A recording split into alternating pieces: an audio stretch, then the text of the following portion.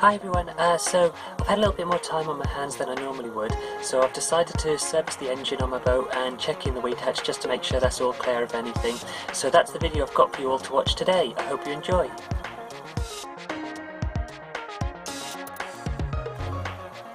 Okay, so I'm going to talk you through what I've done here. I'm no mechanical expert, so I'm just going to go with what knowledge I have rather than trying to explain how to do this.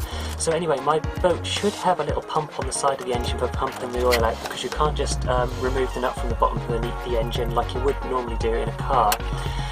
Unfortunately my boat is missing this, so what I've done is I've got a hand pump and I've popped down the tube that should connect onto this pump, and I'm going to manually pump that out now. This does take quite a bit of time, so I'm going to skip forward a bit in a moment.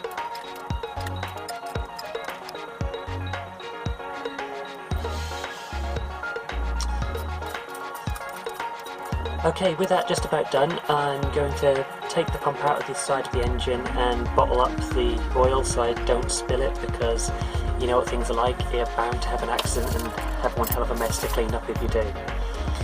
So, get that all tidied up. The next step would be to remove the filter from the side of the engine. Unfortunately, I can barely see this when I'm leaning over, so there's no way really of getting a good camera angle of that, but trust me, it's down the side of the engine there.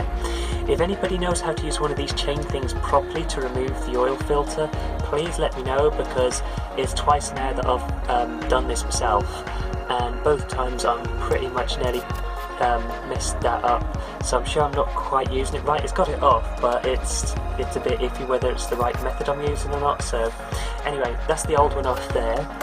Now with the new one here, it's just a good idea just to put a little bit of oil on the rubber seal just to ensure it gets a good seal on the side of the engine, and screw that back on to the engine.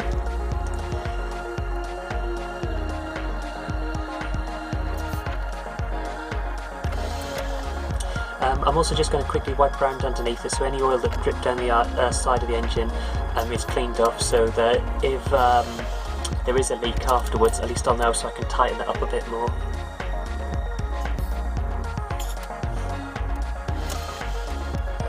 So the next job is to refill the engine with oil.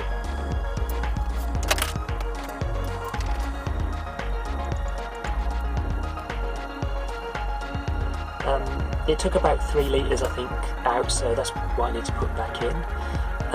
Once I'm happy with that, it's a good idea to check the dipstick to see how that how the level is sitting. And with that, I'm going to just go start the engine, let it run a while.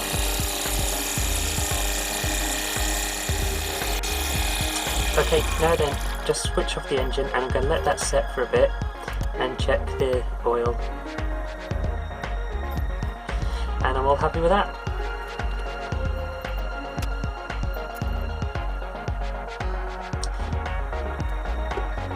Okay, so for the weed hatch, now I don't think there's anything there, but just as I'm going over everything else, I thought it would be a good idea to have a look. So there's 3 nuts that hold this down, and then the whole plate comes off. This hatch is here, so basically if you're going down the canal and you get like something tangled round the prop, like a carrier bag, or I know somebody recently had like mattresses and tents and that tangled around the propeller, this is so you can get to it without having to go into the canal. Luckily, as it was on this occasion, completely clear, just as I kind of thought it was, but I thought I'd check over as I had some spare time, and why not while I've got everything out. So with that, it's just a case of putting the plate back in the hole and making sure that's bolted up correctly. It's important this because the flow of the water of the prop can actually end up filling the boat if this isn't secured down correctly, so that's a potential sinking hazard, so it's a good idea to make sure that's bolted up nice and tight.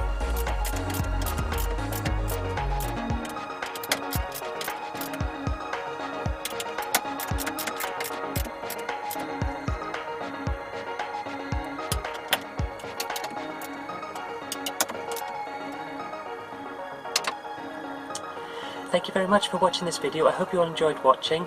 If you want to see more from me, then please like and subscribe, and I'll see you all soon. Bye bye.